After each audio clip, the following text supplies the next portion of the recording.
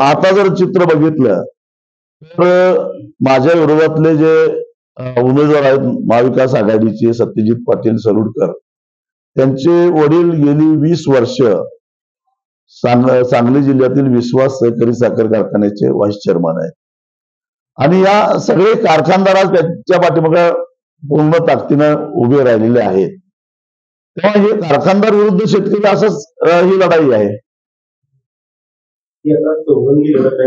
शेतकऱ्यांची मतं कशी आहेत तुम्हाला माहिती आहे, ते जरा सुद्धा विचलित होत नाहीत हे तुम्हाला माहिती आहे. त्यामुळे मला चिंता करायचं काही कारणच काय. परंतु शब्द फिरवला असं म्हणता येईल, कारण फसवलं म्हणण्यापेक्षा विश्वास ठेवायचा, कारण मी आघाडीतच नव्हतो तर फसवण्याचा मुद्दा येतोच कुठं. पण अनेक शिवसैनिकांची इच्छा होती मी उद्धवजींची भेट घ्यावी आणि त्यांनी सुरुवातीच्या काळामध्ये सकारात्मक असा दृष्टिकोन ठेवला. पण नंतर मला माहिती कदाचित सगळे साखर कारखानदार जाऊन भेटले असतील आणि परस्पर काटा काढण्याची एक नाणी संधी आलेली आहे, आम्हाला ती संधी द्या असंही बोलले असतील. पण राजकारण सध्या सुरू आहे, सांगलीचा उमेदवार परस्पर विरोधात उमेदवार केला, हे एकूणच कशाचं होतं वाटतं?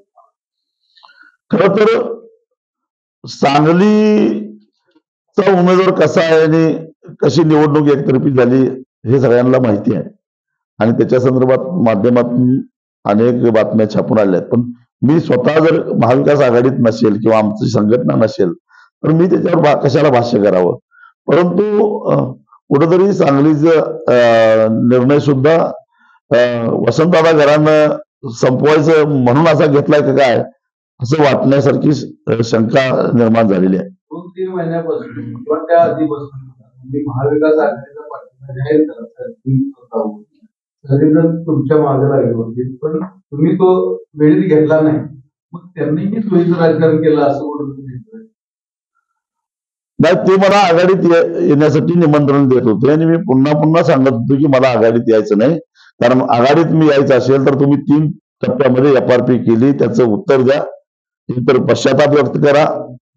आणि दुसरी गोष्ट ही जे 2013च्या भूमी अधिग्रहण कायद्यामध्ये दुरुस्ती केली त्यावेळी मी महाविकास आघाडीमध्ये आम्ही सगळे होतो आणि तुमच्या माहितीसाठी सांगतो, महाविकास आघाडीची निर्मिती जेव्हा ऑक्टोबर 2019ला झाली आणि महाविकास आघाडीच्या नेतृत्वपदी माननीय उद्धवजी ठाकरे यांची निवड झाली, त्यावेळी त्यांच्या नेता निवडीच्या बैठकीमध्ये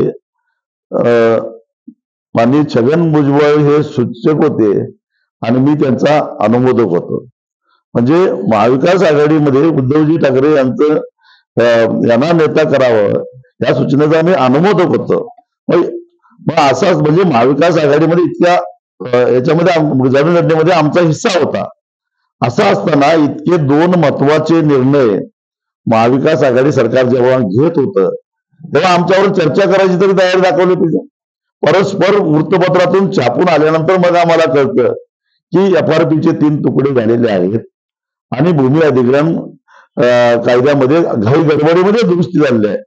अत्यंत दुर्दैवाची गोष्ट म्हणजे हा आजपर्यंतचा भूमी अधिग्रहणाच्या संदर्भातला सगळ्यात सर्वोत्तम कायदा कुठला असेल तर तो 2013चा, जो तत्कालीन ग्रामीण विकास मंत्री जयराम रमेश यांनी सभागृहात मांडला होता. मी स्वतः त्याच्यामध्ये अनेक सूचना दिलेल्या होत्या, त्या त्यांनी स्वीकारल्या होत्या आणि रात्री 1:30 वाजता तो आम्ही मंजूर केलेला होता. त्याच कायद्यामध्ये दुरुस्ती काँग्रेसच्याच महसूल मंत्री बाळासाहेब थोरात ही दुरुस्ती आणतात आणि विधिमंडळामध्ये ती दुरुस्ती करून घेतात. ही अत्यंत दुर्दैवाची गोष्ट आहे. स्वतः मोदी सरकारनं 2015 साली या 2013च्या कायद्यामध्ये दुरुस्ती आणण्याचा प्रयत्न केलेला होता. पण त्यावेळी ज्यावेळी स्वतः NDAचा खासदार होतो, मी त्यांच्या आघाडीमध्ये होतो आणि ही दुरुस्ती सभागृहात आल्या तातडीनं त्याला विरोध करत त्याच्या विरोधात डिसअप्रुव्हल मोशन आणलेलं होतं, नापसंतीचा ठराव, आणि सभागृहात चर्चा करून आणलेली होती. आणि त्यावेळी मी सरकारला इशारा दिला होता की आम्ही हे कारवाई होऊन देणार नाही. बहुमत असून सुद्धा मोदी सरकारची हिंमत झाली नाही ती दुरुस्ती सभागृहात मंजूर करून घ्यायची. त्यांच्या इच्छेचा आदर करून मी मातोश्रीवर जाऊन उद्धवजींना भेटलो होतो. त्याही वेळा मी स्पष्टपणाने सांगितलं होतं मी महाविकास आघाडीत येणार नाही, कारण आमच्या कार्यकारिणीनं 2-2.5 वर्षापूर्वी तो निर्णय घेतलेला आहे आणि तो निर्णय बदलायचा असेल तर पुन्हा कार्यकारिणी घ्यावी लागेल, परंतु त्याची आम्हाला आवश्यकता भासत नाही. दुसरी गोष्ट, शिवसेनेनं फक्त उमेदवार उभा न करता जागा रिकामी सोडली तर निश्चितच आम्हाला त्याचा लाभ होईल आणि या दृष्टिकोनातून विचार करा, कारण तुमच्या पक्षातून फुटून जाणाऱ्या गद्दारांना जर धडा शिकवायचा असेल तर तुमच्याकडे त्या क्षमतेचा उमेदवार नाही, म्हणून उमेदवार उभा करू नये आणि मी ही जागा जिंकू शकतो हा आत्मविश्वास आहे, कारण गेली 5 वर्षे या मतदारसंघामध्ये मी मेहनत केलेली आहे. पण मला कोणत्याही आघाडीशी आता संबंध ठेवायचे नाहीत. शेतकरी चळवळ आणि त्याच्या पलीकडे मला कुठं जायचं नाही. त्यांना ते पटलं आणि तुमची अडचण आम्ही समजून घेऊ शकतो आणि लवकरच आम्ही त्याची घोषणा करू. जेव्हा दुसऱ्या टप्प्यातल्या उमेदवारांची यादी जाहीर करू त्यावेळी घोषणा करू असं त्यांनी मला सांगितलं. आणि त्यानंतर अगदी त्यांची पत्रकार परिषद झाल्याच्या आदल्या दिवसापर्यंत रात्रीपर्यंत मला निरोप येत होते की उद्या सकाळी तुम्हाला पाठिंब्याची घोषणा होणार आहे. परंतु अचानकच त्यांनी आपला उमेदवार जाहीर केला. जाहीर करण्याबद्दल माझी काहीच हरकत नाही, कारण मी ना आघाडीत होतो ना युतीत होतो. त्यामुळे कुणी कोणता उमेदवार उभा करायचा ज्या त्या पक्षाचा किंवा आघाडीचा प्रश्न आहे. परंतु पुन्हा एकदा त्यांनी शेवटचं मला निर्वाणीचा असं निरोप दिला की जर तुम्ही मशाल चिन्हावर निवडणूक लढवत असाल तर आम्ही इथं उमेदवार उभा करणार नाही. आता गेली 3 दशकं मी शेतकरी चळवळीमध्ये आहे. आयुष्यात मी कुठल्या पक्षामध्ये गेलो नाही. निवडणूक लढवण्यासाठी कुठला तरी एक पक्ष असावा म्हणून आम्ही स्वाभिमानी पक्षाची निर्मिती केलेली आहे. असं असताना स्वाभिमानी पक्ष मी मशाल चिन्ह घेणं म्हणजे त्यांचं मशाल चिन्ह हे शिवसेना उद्धव ठाकरे गटासाठी आरक्षित केलेलं आहे. ते चिन्ह घ्यायचं तर मग त्यांचा एबी फॉर्म घ्यावा लागेल आणि एबी फॉर्म घ्यायचा म्हटल्यानंतर मला शिवसेनेत प्रवेश करावा लागेल. पण मी स्थापन केलेला स्वाभिमानी पक्ष काय विलीन करायचा काय शिवसेनेमध्ये? आणि जी स्वाभिमानी शेतकरी संघटना गेल्या 25 वर्षापासून कार्यरत आहे तिला वाऱ्यावर सोडायचं काय? साऱ्या शेतकऱ्यांना वाऱ्यावर सोडायचं का? मी जर पक्षीय राजकारण करत बसलो तर मग शेतकऱ्यांचं काय? आणि त्यामुळं मी त्यांना माझ्या सहकाऱ्यांचा सल्लाही न घेता स्पष्टपणानं सांगून टाकलं की हे माझ्याकडून तरी होणं शक्य नाही आणि मी मशाल चिन्ह घेणार नाही. मग त्यांनी त्यांचा उमेदवार जाहीर केला. त्याच्याबद्दल माझी काय हरकत नाही. परंतु नेमकं काय घडलं, अनेकांना असं वाटतं की एक चिन्ह तर घ्यायचं होतं, तुम्हाला कुठलं तरी चिन्ह घ्यावंच लागणार होतं, मग तुम्ही मशाल चिन्ह काय घेतलं नाही असं मला विचारतात. म्हणून मी हा खुलासा करतोय की मशाल चिन्ह घेणं याचा अर्थ शिवसेना उद्धव ठाकरे गट या पक्षात प्रवेश करणं आहे आणि ते मी कदापि करणार नाही. त्यासाठी शेतकऱ्यांना वाऱ्यावर सोडणार नाही आणि संघटनेलाही वाऱ्यावर सोडणार नाही. कारण मला अशा पद्धतीनं सोयीचं आणि खात्रीचं राजकारण करायचं असतं. तर 2004 साली पहिल्यांदा मी निवडून आलो आणि आमदार झालो, त्याचवेळी कुठल्या तरी मोठ्या राष्ट्रीय पक्षात प्रवेश केला असता आणि मी माझं करिअर स्थिरस्थावर केलं असतं. पण मी चळवळीसाठी निवडणुका लढवतो, शेतकऱ्यांच्यासाठी निवडणुका लढवतो, त्याच्या पलीकडे मला कुठेही जाण्यामध्ये रस नाही. गेल्या 6 महिन्यापासून महाविकास आघाडीकडून हातकणंगले जागा ही स्वाभिमानीसाठी सोडलेली आहे असं परस्पर जाहीर केलं जात होतं. वास्तविक पाहता स्वाभिमानी शेतकरी संघटनेच्या कोल्हापूर इथल्या राज्य कार्यकारिणीमध्ये 5 एप्रिल 2021 रोजी आम्ही महाविकास आघाडी बरोबरचे सगळे संबंध तोडलेले होते आणि त्यामुळं पुन्हा महाविकास आघाडीकडे जाण्याचा प्रश्नच उद्भवत नव्हता. तरी सुद्धा वारंवार अशा पद्धतीनं घोषणा केल्या जायच्या की हातकणंगलेची जागा ही स्वाभिमानीसाठी सोडलेली आहे. खर तर भारतीय जनता पक्ष आणि त्यांचे मित्र पक्ष यांची जी एनडीए आघाडी आहे त्याची फारकत घेऊन आम्हाला 2015 पासून आम्ही ती फारकत घेतलेली आहे. त्यांचाही आमचा काही संबंध नाही. म्हणूनच लोकसभेची निवडणूक स्वतंत्र लढवायचे हे गेल्या 6-7 महिन्यापासून आमची तयारी चालू असताना आणि कुठल्याही आघाडीच्या नेत्यांच्या बरोबर आमच्या चर्चा चालू नसताना अशा प्रकारच्या बातम्या वारंवार पेरल्या जायच्या. आम्ही भारतीय जनता पक्षाच्या विचारधारेला जो विरोध करतो ते कधी लपवून ठेवलेला नाही. कारण त्यांच्यातल्या अनेक नेत्यांनी संविधानाला विरोध केलेला आहे. 400च्या वर जर खासदार निवडून आले तर आम्ही संविधान बदलू अशी त्यांची भाषा आहे. त्याचबरोबर आज जाती जातीमध्ये धर्माधर्मामध्ये जी तेढ निर्माण केली जाते ते आम्हाला बिलकुल मान्य नाही. शेती संदर्भामध्ये बोलायचं झालं तर शेतकऱ्यांची घोर फसवणूक झालेली आहे. स्वामीनाथन यांच्या सूत्राप्रमाणे हमीभाव देण्याचं आश्वासन देऊन 10 वर्ष पूर्ण झाली आणि तो हमीभाव काय मिळाला नाही.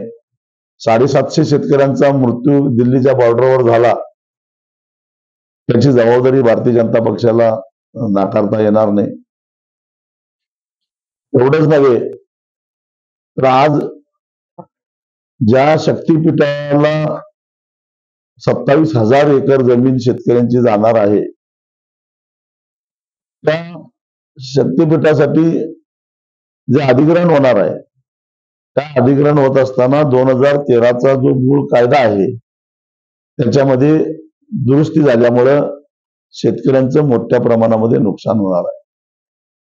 जवळपास 60% रक्कम कमी मिळणार आहे. म्हणजे समृद्धी महामार्गाला मिळालेली रक्कम आणि शक्तीपीठ महामार्गाला मिळणारी रक्कम याची जर तुलना केली तर केवळ समृद्धी महामार्गाच्या 40% रक्कम इतकीच शक्तीपीठाच्या महामार्गाला जमीन अधिग्रहित होणाऱ्या शेतकऱ्यांना मिळणार आहे.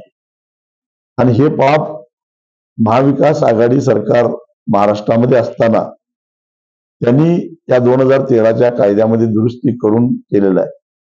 त्यामुळे आता शेतकऱ्यांना धड न्यायालयामध्ये दाद मागता येणार नाही, जिल्हाधिकाऱ्यांच्यावर वाटाघाटी करता येणार नाहीत आणि सक्तीचं भूसंपादन होणार आहे. त्यामुळे तीव्र स्वरूपाचं जन आंदोलन करूनच शेतकऱ्याला आपली जमीन वाचवावी लागणार आहे. आणि तरी सुद्धा महाविकास आघाडीचे काही नेते परवा कोल्हापूरच्या शक्तीपीठ महामार्गाला विरोध करण्याचे जे काही मेळावा झाला त्याच्यामध्ये हजर राहते. मग ज्यावेळी ही दुरुस्ती विधिमंडळामध्ये आली त्यावेळी त्याच्यावर ते का बोलले नाही? 3 तुकड्यामध्ये FRP करण्याचा निर्णय सुद्धा याच महाविकास आघाडी सरकारने घेतलेला. आणि म्हणून या महाविकास आघाडीकडे आमचा जाण्याचा प्रश्नच उद्भवत नाही. आम्ही कधी स्वाभिमानीने कधी त्याच्यामध्ये रसही दाखवलेला नाही. तरी सुद्धा भारतीय जनता पक्षाच्या विरोधातल्या मतामध्ये मतविभागणी होऊ नये अशी अनेक शिवसैनिकांची इच्छा होती. आणि म्हणून त्यांनी मला विनंती केली की तुम्ही एकदा मातोश्रीवर जाऊन उद्धवजींची भेट घ्या, जेणेकरून आम्हाला तुमचा प्रचार करायचा आहे, तुमच्या मागे राहायचं आहे. आमच्याकडे उमेदवार निवडून येण्याच्या क्षमतेचा नाही. गेल्या वर्षासारखा फरक काहीच पडणार नाही. कारण यावेळेचा वंचितचा जो उमेदवार आहे तो भारतीय जनता पक्षाचा सक्रिय सदस्य आहे. गेली 8 वर्षे DC पाटील हे भारतीय जनता पक्षाचे सदस्य आहेत आणि त्यांनी अजूनही भारतीय जनता पक्षाचा राजीनामा दिलेला नाही. तरीही त्यांना वंचितची उमेदवारी मिळालेली आहे. त्यामुळं ज्यांना काही कळायचं ते कळालेलं आहे, त्यामुळे मी काय बोलत नाही त्याच्यावर. महाविकास आघाडी आणि महायुती बरोबर बोलण्याचा प्रश्नच येत नाही आणि महाविकास आघाडी बरोबरही बोलण्याचा प्रश्नच येत नाही, कारण दोन्ही आघाडीत मला जायचंच नव्हतं. मुद्दा होता फक्त उमेदवार उभा करायचा काय नाही आहे, त्याच्याबद्दल मी स्पष्टीकरण दिलेलं आहे. हा, मात्र ही गोष्ट खरी आहे की दोघांच्याकडूनही, दोन्ही आघाड्यांच्याकडूनही उमेदवारीबद्दल मला विचारणा करण्यात आलेली होती. राजू शेट्टी सत्ता आणण्यासाठी प्रयत्न करतात आणि सत्ता आल्यानंतर लगेच सोडून जातात, असा माझा आजची परंपरा आहे. आतापर्यंत जर माझा घटनाक्रम बघितला तर सत्ता आणेपर्यंत मी चालतो सगळ्यांना, आणि सत्ता आल्यानंतर माझे विचार चालत नाही, त्यामुळे मग मला तिथं राहत नाही, मी सोडून जातो. महाविकास आघाडीचं तसंच आहे, एनडीएचं तसंच आहे. तुम्ही उलटा प्रश्न विचारला मला. मला काही फरक पडत नाही, द्या नाही द्या, मी माझ्या विचाराशी ठाम आहे आणि ज्यांना माझी भूमिका मान्य आहे ते माझ्यावर येतील आणि जनता माझ्याबरोबर आहे याच. आणि जनतेनं मला सांगितलेलं आहे, तुम्ही ह्या सगळ्या घाणीत पडू नका, तुमची प्रतिमा वेगळी आहे, तुमच्या पद्धतीनं तुम्ही निवडणूक लढवा. आमच्या चर्चा पण तुम्हाला माहिती आहे सगळ्यांना की निवडणूक लढवणं हे म्हणजे प्रचंड खर्चाचं काम असतं. आमचे कार्यकर्ते हे साधारण आर्थिक स्थितीतले आहेत, तरी सुद्धा आम्ही एक सूट दिलेली आहे, कारण एक निवडणूक लढवणं म्हणजे एक कार्यकर्ता कायमस्वरूपी घरात बसणं असं होतं. त्यामुळे तुम्हाला शक्य असेल किंवा लोक वर्गणी देत असतील तर खुशाल लढा. आमची संघटनेचं त्याला पाठबळ असेल, आम्ही प्रचाराला येऊ असं आम्ही सांगितलेलं आहे.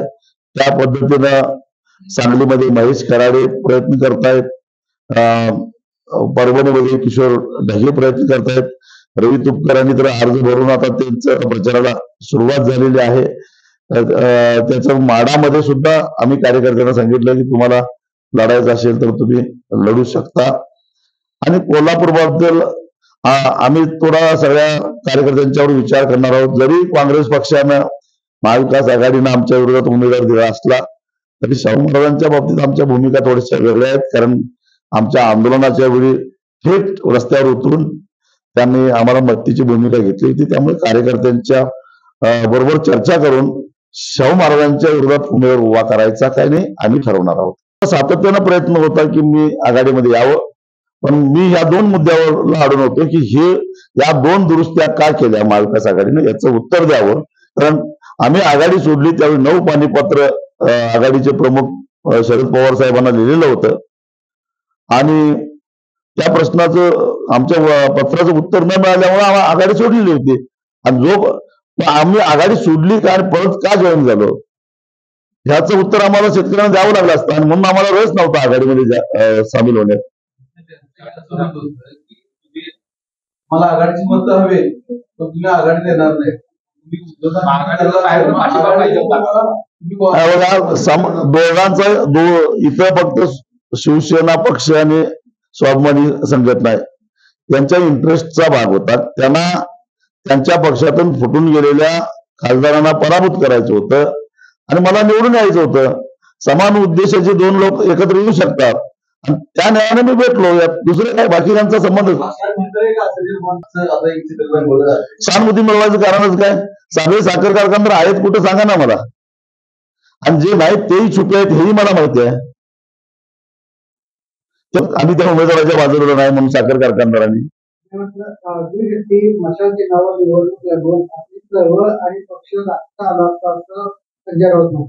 कसं संजय राऊत स्वाभिमानी शेतकरी संघटनेत येतील आणि शिवसेनेचं काम करत राहतील. माननीय आमदार हसन मुश्रीफ साहेब हे सुद्धा मला वाटतं 4-5 वर्षापूर्वी ते मंत्री असताना आरोप करून झालेलं आहे त्यांचं, आणि एका मंत्र्यानं आरोप केलेलं होतं, त्यातून काही निष्पन्न झालेलं नाही. आता जे कोणी आरोप करतात त्यांच्याकडे ईडी, सीबीआय, इन्कम टॅक्स आणि काय आर्थिक गुन्हे अन्वेषण शाखा बऱ्याच यंत्रणा आहेत, चौकशी करून टाकावी, मला काही हरकत नाही. माझ्याही माहितीत जरा भर पडेल अजून काय काय माझं आहे ते. मी जिंकणारच आहे. अजून काही 2-4 उमेदवार उभा राहिले तर बरंच आहे आम्हाला.